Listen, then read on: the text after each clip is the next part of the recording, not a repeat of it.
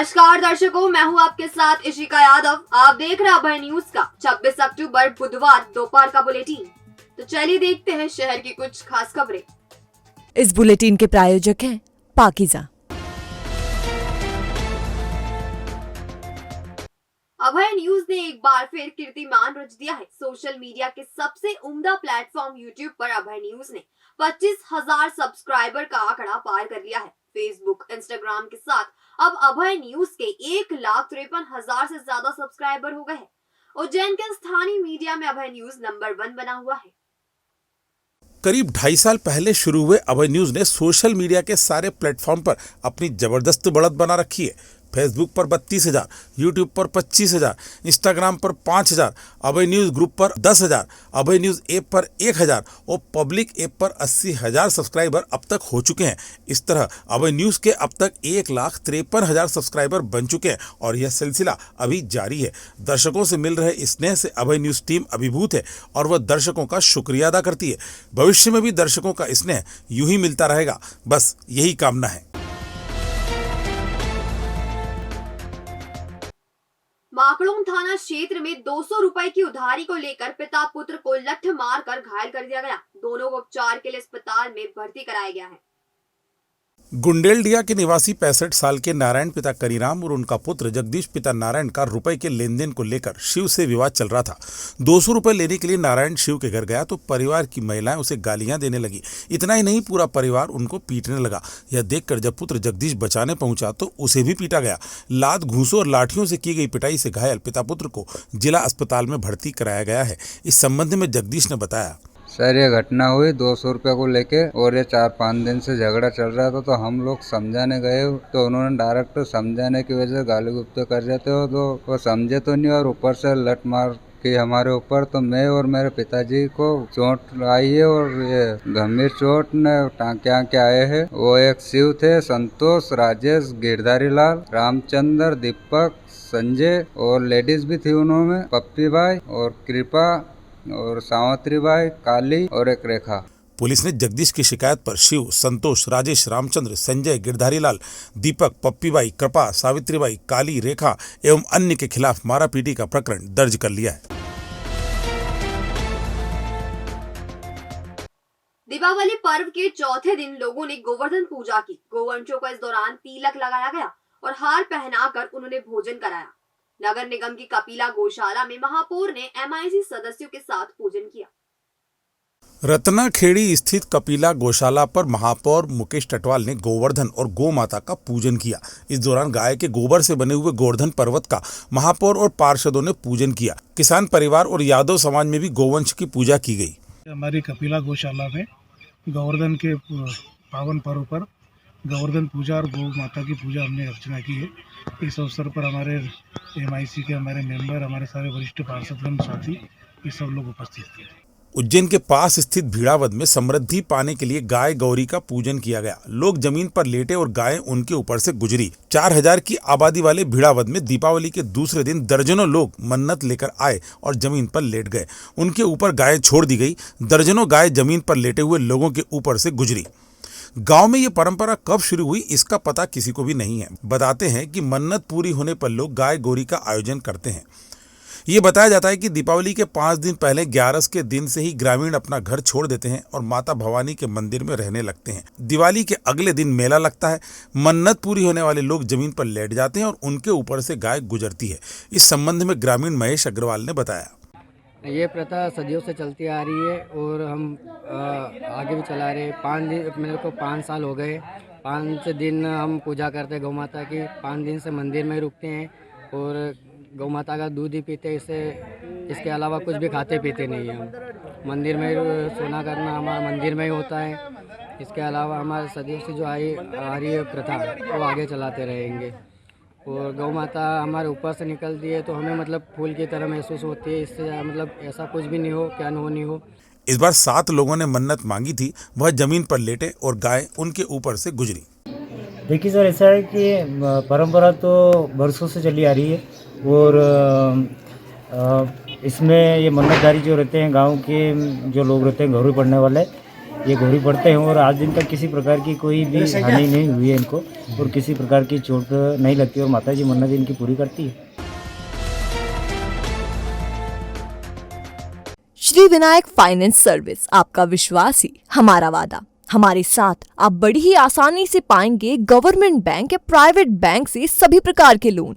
तो अब कम से कम ब्याज दर पर पाए home loan, mortgage loan, business loan, personal loan, ग्रामीण क्षेत्र में ग्राम पंचायत के पट्टे पर loan, gold loan, income tax return, दुकान का गुमास्ता, फूड लाइसेंस और सभी प्रकार के इंश्योरेंस के लिए भी विजिट कर सकते हैं। Shri Vinayak finance service B 112 Mahakaleshwar नमकीन के ऊपर, इंदौर रोड, उज्जैन। या आज ही कॉल करें 9907432200 या फिर 9111068965। उज्जैन के कंचनपुरा में रहने वाली और 12वीं की कक्षा में पढ़ने वाली एक नाबालिग छात्रा को 6 महीने पहले कोचिंग जाते समय एक युवक बाइक पर उठाकर अपने घर ले गया और उसके साथ दुष्कर्म किया। उसने दूसरी बार फिर ऐसी हरकत की और इस दौरान वीडियो बना ली और फोटो खींच ली। तीसरी बार उसने जब छात्रा को धमकी देकर बुलाया तो उसने माधवनगर थाने में रिपोर्ट दर्ज करा दी। कंचनपुरा में ही रहने वाला दिशांत वाडिया छात्रा का स्कूल और फ्रीगंज स्थित कोचिंग क्लास तक उसका पीछा करता रहता था। मई महीने में आरोपी छात्र की कोचिंग के पास पहुंचा और उसे धमकाकर अपने साथ अपने घर ले गया, जहां पीड़िता के साथ उसने दुष्कर्म किया। इसी तरह युवक ने जुलाई में भी पीड़िता के साथ ज्यादती की थी। डर के कारण पीड़ित युवती ने अपने परिवार को घटना की जानकारी नहीं दी, तो इससे आरोपी के हौसले और बुलंद होते चले गए। दीपावली के एक दिन बाद मंगलवार को उसने युवती को फिर शाम को मिलने बुलाया। युवती ने परेशान होकर परिजनों को जानकारी दी। इसके बाद परिजन पीड़ित युवती के साथ माधवनगर थाने पहुंचे। नाबालिग युवती के बयान के आधार पर दिशांत वाडिया पर दुष्कर्म का प्रकरण दर्ज कर लिया गया है। आरोपी पेशे से पेंटर है और किशनपुरा निवासी है। फिलहाल माधवनगर थाना पुलिस आरोपी की तलाश कर रही है।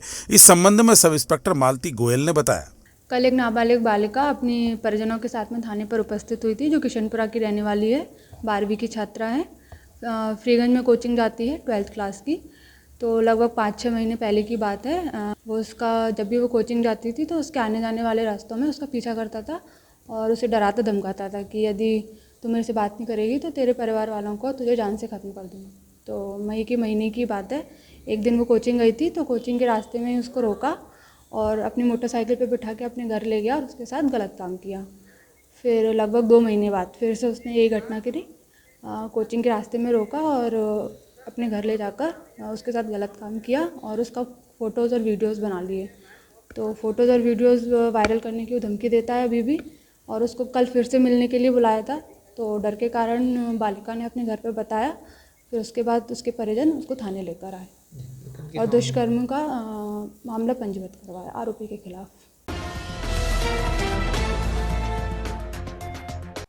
धोक पड़वा पर नई पेट स्थित गजलक्ष्मी मंदिर से सुहागनों को सिंदूर बांटा गया। दिन भर में 50,000 पैकेट बांटे गए।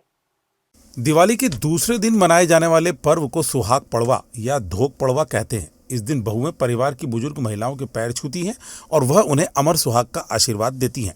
नई पेट स्थित गजलक्ष्मी मंदिर में यह पर्व खास तौर पर सिंदूर वितरण के साथ मनाया जाता है। बुधवार को मंदिर से सुहागन महिलाओं को सिंदूर का वितरण किया गया। इस संबंध में मंदिर के पुजारी राजेश गुरु ने बताया, ये एक प्राचीन परंपरा है। ये लक्ष्मी मंदिरों में भी हो सकती है और होती है। ये उज्जैन में एकमात्र मंदिर है गजलक्ष्मी महालक्ष्मी का मंदिर। और सुहाग पड़वा सुहागन महिलाओं के लिए विशेष होता है। आज के दिन महिलाओं को हम जो साल भर मंदिर में सिंदूर माँ को अर्पण किया जाता है, वो भक्तों के द्वारा, वो एक पुजारी परिवार द्वारा उस सिंदूर को एकत्रित करते हैं हम। और आज के दिन बड़ा महत्व है, सदा सुहागन का आशीर्वाद, क्योंकि ये जो लक्ष्मी जी का रूप है, जो घर की नारियाँ होती है, घर से निकल के यहाँ आई है, ये अपने अपने घर की गृह लक्ष्मी है। गृह लक्ष्मी गज लक्ष्मी से मिलने आई है, वो माँ के दरबार में आई है, वो घर से निकली दरबार में आई है। ये एक दुर्लभ दर्शन होते हैं आज। ऐसा दर्शन पूरे भारत में देखने को नहीं मिलेगा। ऐसा लगता है कि आज माँ लक्ष्मी स्वयं हाथी पे विराजमान होकर जो भक्तों के घर जाती है। Mahakal food and cafe restaurant, एक स्वाद जो दे अपनेपन का एहसास। हमारी विशेषता स्पेशल थाली, पंजाबी थाली, रेगुलर थाली और सब्जी पूरी। साथ ही लुत्फ उठाएं सभी प्रकार के इंडियन, साउथ इंडियन और चाइनीज डिशेस का। वो भी रीजनेबल रेट्स में। बर्थडे पार्टी, किटी पार्टी या कोई भी हो फंक्शन, हम देंगे आपके लिए शानदार मेहमान नवाजी। टिफिन और पार्सल सुविधा भी है उपलब्ध। हमारा पता G 2/3 Jawahar Nagar near Cosmos mall, Nanakheda, Ujjain. Mobile number 8889925481 या फिर 8889925491। शराब के लिए रुपए ना देने पर 3 भाइयों ने मिलकर एक शख्स को घर में घुसकर जमकर पीटा और उसके सिर पर धारदार हथियार से हमला कर दिया, जिससे वह गंभीर रूप से घायल हो गया। घायल ने पुलिस पर भी मदद नहीं करने का आरोप लगाया है। फिलहाल जिला अस्पताल में उसका इलाज चल रहा है। दरअसल बड़नगर के ग्राम आमला के रहने वाले राजेंद्र सिंह भाटी के पिता राम सिंह शराब खरीदने के लिए कलाली पर गए थे, जहां शैलेंद्र सिंह गौड़ ने उनसे रुपए मांगे। जब उन्होंने मना कर दिया तो वह गाली गलौज करने लगा। इस पर राजेंद्र सिंह अपने पिता को घर लेकर आ गए। इसके बाद शैलेंद्र सिंह गौड़ और उसके भाई वीरेंद्र सिंह गौड़, विजय बहादुर सिंह गौड़ ने घर में घुसकर राजेंद्र सिंह पर धारिये से हमला कर दिया। गंभीर चोट आने पर उसे जिला अस्पताल में भर्ती करवाया गया, जहाँ उसके सिर में 8 टाँके लगाए गए हैं। शैलेंद्र सिंह गौड़ करके एक शख्स है जो बहुत बदमाश आदमी है, जो 5, 10, 20, 50 रुपये मांगता रहता वहाँ पे बैठ के कलाली के सामने। तो मैंने बोल दिया मना कि नहीं, वो क्या है कि पापा ने मना बोल दिया, तो उसके भाई ने झगड़ा किया, गाली गलौज करी। तो मैं पापा को समझा के घर पे ले आया, तो फर्स्ट धारियाँ लेके धारियाँ लेके घर पे आ गए तीनों भाई, जो शैलेंद्र सिंह गौड़ और वीरेंद्र सिंह गौड़ और विजय बहादुर सिंह गौड़, तीनों भाई मेरे घर के अंदर घुस के मेरे पे धारदार वो जो हथियार से मैं 8 टाँके आए यहाँ पे घर में घुस के मारा उनने। जो मेरे प्रशासन भी मेरे साथ नहीं दे रही है। जो मैंने बंडर रिपोर्ट लिखवाई तो वहाँ मेरे को कोई रिपोर्ट में FIR दर्ज भी नहीं हुई है, सिर्फ आवेदन देख के उनने हम समझा दिया है।